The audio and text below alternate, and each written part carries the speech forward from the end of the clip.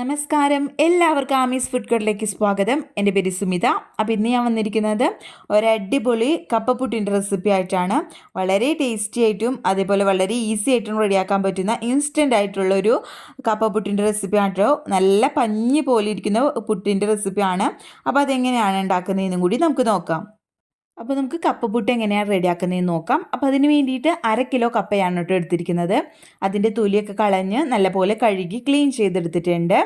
അപ്പോൾ അത് ആദ്യം തന്നെ ഞാനിപ്പോൾ ഇതേപോലെ ഒരു 3 പീസസ് ആയിട്ടാണ്, മീഡിയം പീസസ് ആയിട്ടാണ് കട്ട് ചെയ്തിരുന്നത് 1/2 കിലോ കപ്പ. എന്നിട്ട് അത് ഓരോ പീസസും, അതായത് ഓരോ കഷ്ണങ്ങളും ഞാൻ 4ആയിട്ട് കട്ട് ചെയ്തിട്ട് അതിൻ്റെ ഉള്ളിലെ നാരൊക്കെ കളഞ്ഞെടുക്കുകയാണ് കേട്ടോ ചെയ്യുന്നത്. അപ്പോൾ ഇങ്ങനെ ചെയ്യുകയാണെങ്കിൽ നമുക്ക് പെട്ടെന്ന് ഇത് ഗ്രേറ്റ് ചെയ്തെടുക്കാൻ പറ്റും. കത്തി വെച്ചിട്ട് ഇങ്ങനെ ചെത്തിയെടുക്കുമ്പോൾ നമുക്ക് പെട്ടെന്ന് അതിൻ്റെ തൊലി നാരൊക്കെ റിമൂവ് ചെയ്ത് കളയാൻ പറ്റും കേട്ടോ. അപ്പോൾ അതാ മൊത്തത്തിൽ ഞാൻ കപ്പയുടെ ഉള്ളിലുള്ള നാരൊക്കെ കളഞ്ഞിട്ടുണ്ട് ചെത്തി. ഇനി ഇത് നമുക്ക് ഗ്രേറ്റ് ചെയ്തെടുക്കണം. അപ്പോൾ ഞാനൊരു വലിയ ബൗളിലേക്ക് ഗ്രേറ്റ് ചെയ്തിട്ടാണ് കേട്ടോ നമ്മുടെ കപ്പ മൊത്തം. അപ്പോൾ ഫ്രഷ് ആയിട്ടുള്ള കപ്പ തന്നെ ഈ ഒരു കപ്പപ്പുട്ട് ഉണ്ടാക്കാൻ വേണ്ടിയിട്ട് എടുക്കാൻ ശ്രദ്ധിക്കാം.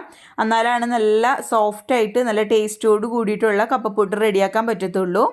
അപ്പോൾ ഇത് മൊത്തത്തിലങ്ങ് നമുക്ക് ഗ്രേറ്റ് ചെയ്തെടുക്കാം. അപ്പോൾ അതാ ഇതേപോലെ എല്ലാ കപ്പയും നമുക്ക് ഗ്രേറ്റ് ചെയ്തെടുക്കാം കേട്ടോ. അപ്പോൾ ഇതാ നമ്മൾ കപ്പ നല്ല പോലെ പൊടിയായിട്ട് ഗ്രേറ്റ് ചെയ്തെടുത്തിട്ടുണ്ട്.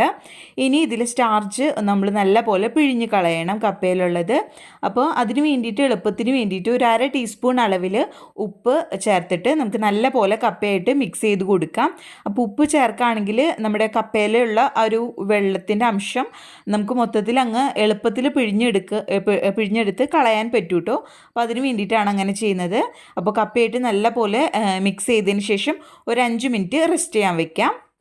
അപ്പോൾ ഇതാ ഒരു 5 മിനിറ്റ് കഴിഞ്ഞിട്ടുണ്ട് കേട്ടോ. ഇനി കപ്പയിലെ വെള്ളമൊക്കെ നല്ല പോലെ നമുക്കങ്ങ് പിഴിഞ്ഞ് കളയണം. അപ്പോൾ നമ്മൾ ഉപ്പ് ചേർത്തുകൊണ്ട് തന്നെ നമുക്ക് പെട്ടെന്ന് തന്നെ ഇതിലെ സ്റ്റാർച്ചൊക്കെ നമുക്ക് പെട്ടെന്ന് തന്നെ പിഴിഞ്ഞ് കളയാൻ പറ്റും. അപ്പോൾ ഇതാ ഇതേപോലെ എല്ലാനും നമുക്ക് പിഴിഞ്ഞ് മാറ്റി എടുക്കാം കേട്ടോ. അപ്പോൾ ഇതാ കണ്ടില്ലേ, ഇതേപോലെ കപ്പ എല്ലാനും ഞാൻ പിഴിഞ്ഞെടുത്തിട്ടുണ്ട്. നമുക്ക് കപ്പയിൽ നിന്ന് കിട്ടിയ വെള്ളത്തിൻ്റെ അളവാണ് കേട്ടോ ഇത്. അപ്പോൾ അത് നമുക്ക് ആവശ്യമില്ല, അത് മാറ്റി കളയാം. ഇനി കപ്പ ഈ കട്ടകളൊക്കെ ഒന്ന് ഉടച്ച് നല്ല പോലെ ഒന്ന് കൈ വെച്ചിട്ട് തന്നെ കട്ടകളൊന്ന് ഉടച്ചെടുക്കാം കേട്ടോ. ഇപ്പോൾ തന്നെ നല്ലപോലെ ഉതിർന്നാണ് കിട്ടിയിരിക്കുന്നത്. നമ്മൾ എത്ര പിഴിഞ്ഞെടുത്തെന്ന് പറഞ്ഞാലും നമ്മുടെ ഒരു കപ്പയിൽ കുറച്ച് വെള്ളത്തിൻ്റെ അംശം കാണും. അപ്പോൾ അതൊന്ന് ബാലൻസ് ചെയ്യാൻ വേണ്ടിയിട്ട്, നമ്മൾക്ക് അറിയാലോ പുട്ടിന് കുഴക്കുന്ന ഒരു പരുവം. അപ്പോൾ അതൊന്ന് ബാലൻസ് ചെയ്യാൻ വേണ്ടിയിട്ട് നമ്മളിതിലേക്ക് കുറച്ച് പുട്ടുപൊടി അതല്ലെങ്കിൽ അരിപ്പൊടി ചേർത്ത് കൊടുത്താലും മതി കേട്ടോ. ഞാനിപ്പോൾ പുട്ടുപൊടിയാണ് ചേർത്ത് കൊടുക്കുന്നത്. നമ്മൾ ഇനി ഇതിലേക്ക് വേറെ വെള്ളത്തിൻ്റെ ആവശ്യമൊന്നുമില്ല കേട്ടോ ചേർത്ത് കൊടുക്കേണ്ടത്. അപ്പോൾ ഞാനിപ്പോൾ 1/3 കപ്പാണ്, അതായത് ഒരു 5 ടേബിൾ സ്പൂൺ പുട്ടുപൊടിയാണ് കേട്ടോ ചേർത്ത് കൊടുത്തിരിക്കുന്നത്. അപ്പോൾ നിങ്ങൾ എടുക്കുന്ന കപ്പയുടെ അളവിനും അതിൻ്റെ വെള്ളത്തിൻ്റെ അംശത്തിനനുസരിച്ച് ചിലപ്പോൾ പൊടി ചേർക്കുന്നത് വ്യത്യാസം വന്നിരിക്കും. അപ്പോൾ നോക്കിയിട്ട് ചേർക്കാം കേട്ടോ. നമ്മൾ ഉപ്പ് ചേർക്കുന്നില്ല, കാരണം കപ്പയിൽ ഉപ്പ് ആവശ്യത്തിന് ഉണ്ട്. അപ്പോൾ ആ ഒരു ഉപ്പ് മാത്രം മതി കേട്ടോ നമുക്ക് ഈ ഒരു പുട്ടിന്. അപ്പോൾ ഞാനിങ്ങനെ എക്സ്ട്രാ ചേർക്കുന്നില്ല, നിങ്ങൾ നോക്കിയിട്ട് വേണമെങ്കിൽ മാത്രം ചേർത്ത് കൊടുത്താൽ മതി. ഇനി ഇത് നല്ല പോലെ അതായത് പുട്ടുപൊടിയും നമ്മുടെ കപ്പയായിട്ട് നല്ല പോലെ മിക്സ് ചെയ്തതിന് ശേഷം ഒരു 20 മിനിറ്റ് റെസ്റ്റ് ചെയ്യാൻ വേണ്ടിയിട്ട് നമുക്ക് മാറ്റി വയ്ക്കാം കേട്ടോ. അപ്പോൾ നമുക്കിതങ്ങ് മൂടി വയ്ക്കാം കേട്ടോ. അപ്പോൾ ഇതാ ഇപ്പോൾ ഒരു 20 മിനിറ്റ് കഴിഞ്ഞിട്ടുണ്ട്. നമുക്കിതങ്ങ് തുറന്ന് നോക്കാം.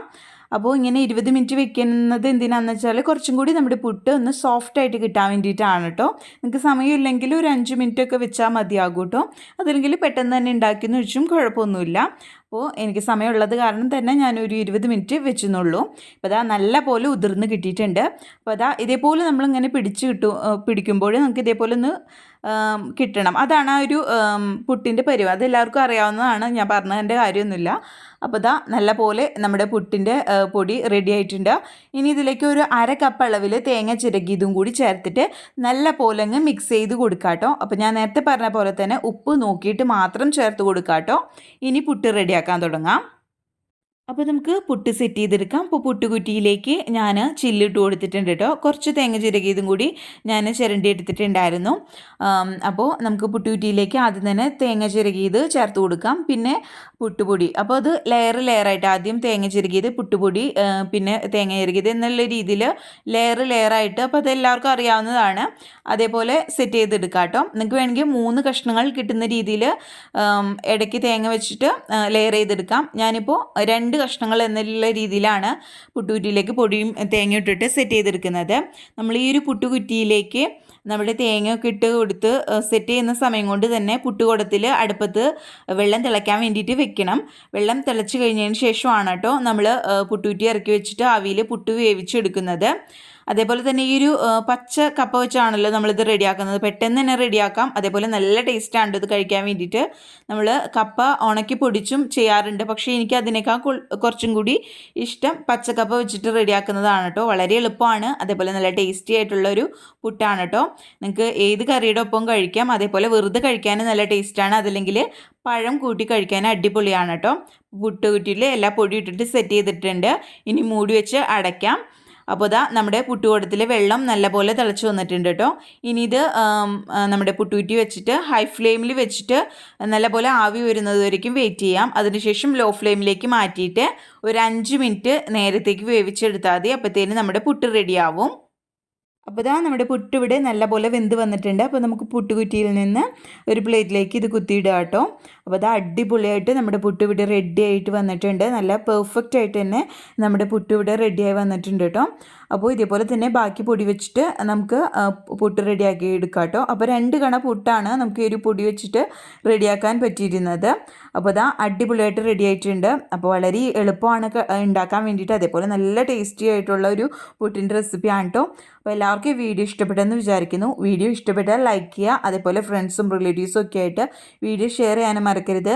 ആദ്യമായിട്ട് വീഡിയോ കാണുന്നവർ ആരെങ്കിലും ഉണ്ടെങ്കിൽ ചാനൽ സബ്സ്ക്രൈബ് ചെയ്യാൻ മറക്കരുത് കേട്ടോ. അപ്പോൾ അത് അത്രയ്ക്ക് സോഫ്റ്റ് ആയിട്ടുള്ള ഒരു പുട്ടിൻ്റെ റെസിപ്പിയാണ്. കുട്ടികൾക്കായാലും മുതിർന്നവർക്കായാലും ഒരേപോലെ ഇഷ്ടപ്പെടുന്ന ഒരു അടിപൊളി പുട്ടിൻ്റെ റെസിപ്പിയാണ്. നിങ്ങൾ തീർച്ചയായിട്ടും ഇതൊന്ന് ട്രൈ ചെയ്ത് നോക്കിയിട്ട് അഭിപ്രായമൊക്കെ താഴെ കമൻറ്റ് ബോക്സിൽ അറിയിക്കാൻ മറക്കരുത്. അപ്പോൾ അതാ അടിപൊളി നല്ല സോഫ്റ്റ് പഞ്ഞു പോലത്തെ പുട്ട് ഇവിടെ റെഡി ആയിട്ടുണ്ട്. അപ്പോൾ ഇതേപോലത്തെ അടിപൊളി വിഭവങ്ങളായിട്ട് വരുന്നത് വരയ്ക്കും. By, thank